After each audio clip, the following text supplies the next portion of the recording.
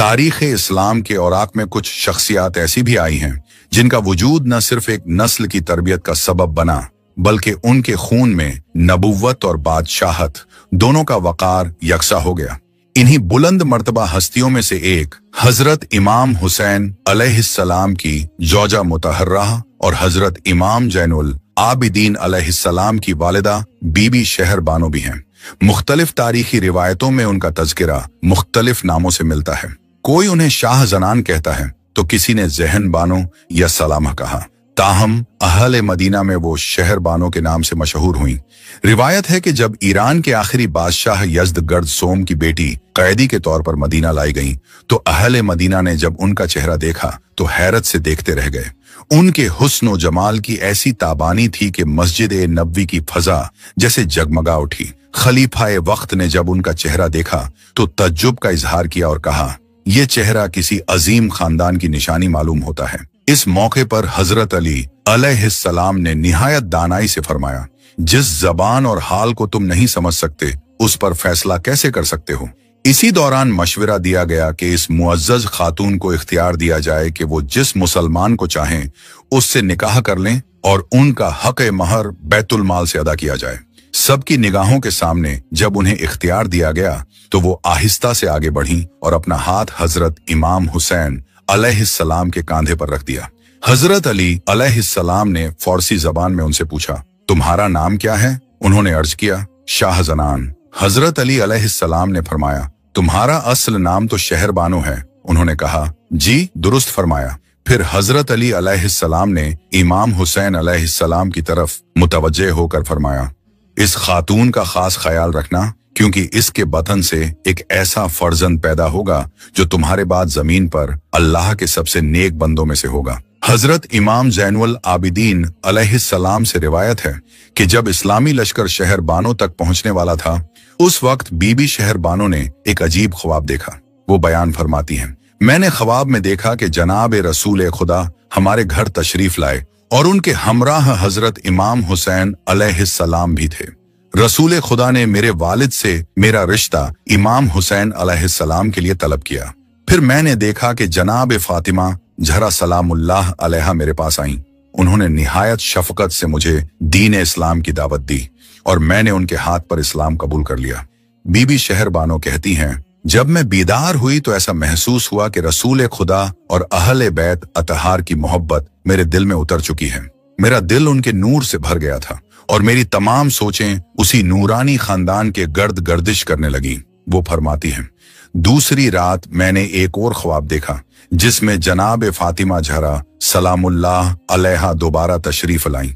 इस बार उन्होंने मुझसे फरमाया, अनकरीब मुसलमानों का लश्कर तुम्हारे वालिद के मुल्क पर गालिब आ जाएगा। तुम कैद की हालत में मदीना लाई जाओगी, मगर घबराओ मत, अल्लाह तुम्हारी हिफाजत फरमाएगा। कोई तुम्हें गजन नहीं पहुंचा सकेगा जब तक कि तुम मेरे बेटे हुसैन अलैहिस्सलाम तक न पहुंच जाओ। बीबी शहर बानो कहती हैं, वाकई ऐसा ही हुआ।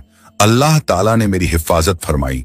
किसी दुश्मन का हाथ मुझे छू न सका और फिर वो वक्त आ गया कि मैं मदीना पहुंची।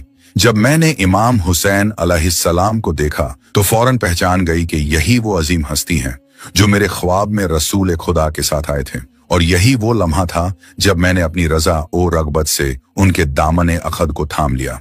रिवायत में आता है कि जब बीबी शहर बानो को दीगर असीरान के साथ मदीना लाया गया तो हजरत अली अलैहिस्सलाम ने उनसे निहायत शफकत से सवाल किया, क्या तुम्हें अपने वतन में बीते हुए अय्याम की कुछ याद बाकी है? बीबी शहर बानो ने निहायत अदब से जवाब दिया, जी मुझे याद है कि मेरे वालिद कहा करते थे, जब तकदीर अपना फैसला सादिर कर देती है तो तमाम तदबीरें नाकाम हो जाती हैं और जब जिंदगी की मोहलत पूरी हो जाती है तो मौत गले लगा लेती है। हजरत अली अलैहिस्सलाम ने उनके वालिद के इस कलाम को सुनकर फरमाया, तुम्हारे वालिद ने बहुत पुरमनी और सच बात कही। मुअतबर रिवायतों के मुताबिक बीबी शहर बानो हजरत इमाम जैनुल आबिदीन अलैहिस्सलाम की विलादत के तकरीबन 10 दिन बाद इस दुनिया से पर्दा फरमा गईं। अगरचे वो मदीना में कैदी की हैसियत से आई थी, लेकिन उनकी शख्सियत, पाकीज़गी, इफ़्फ़त और तकवा पहले ही दिन से नुमायां थी। इस्लाम कबूल करने से पहले भी वो अपने खानदान की निहायत परहेजगार, अजीम और वकारदार खातून शुमार की जाती थी। परवरदिगार ए आलम ने उनकी तकदीर में ये इज्जत लिखी थी कि वो न सिर्फ दीन ए इस्लाम की तरफ राह पालें बल्कि अहले बैत अतहार के पाकीज़ा खानदान का हिस्सा भी बने।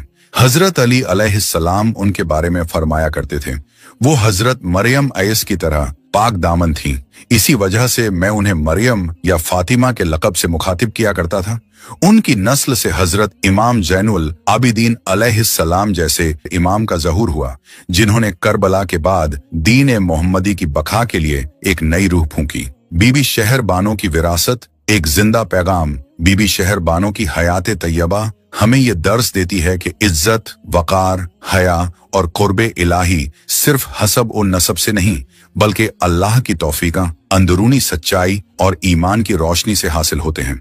वो एक ऐसी खातून थी जिनका किरदार कैद में भी आजत रहा, जिनकी आंखों में असीरी नहीं बल्कि रजा ए इलाही का नूर चमकता था। उनकी जिंदगी एक पैगाम थी, ये पैगाम के जो दिल अल्लाह और उसके रसूल की तरफ माइल हो जाए उसके लिए कोई जंजीर नहीं रहती, और जो रूह सच्चाई पहचान ले वो हर हालत में बाइज्जत और बुलंद रहती है। इसी मुकद्दस हस्ती के बटन से इमाम जैनुल आबिदीन अलैहिस्सलाम की विलादत हुई। वो इमाम जिन्होंने करबला की खाक से इबादत की ऐसी मिराज कायम की जो रहती दुनिया तक बंदगी की सबसे ऊंची मिसाल बन गई। शहर बानो दुनिया से रुखसत हो गई, लेकिन उनकी मौजूदगी तारीख के औराक में नहीं, हमारे दिलों की रोशनी में है। वो सिर्फ इमाम हुसैन की जौजा या इमाम सज्जाद की वालिदा न थी, बल्कि वो एक अकीदा थी, एक कुर्बानी, एक औरत की रूहानी मिराज। बीबी शहरबानो की जिंदगी जहां वकार और पाकीज़गी का आईना है, वहीं वो मोहब्बत और बसीरत की एक रूहानी मिसाल भी है। वो ताज और तख्त की वारिस थीं, लेकिन उन्होंने मदीना के सादा दर ओ दीवार को अपनी जान से अजीज जाना। उन्होंने दुनिया की चमक दमक के बजाय अहले बैत की मोहब्बत को चुना। उनका हर लफ्ज, हर अमल इस बात की गवाही देता है कि दिल का सुकून हुकूमत में नहीं बल्कि रजा ए इलाही में है।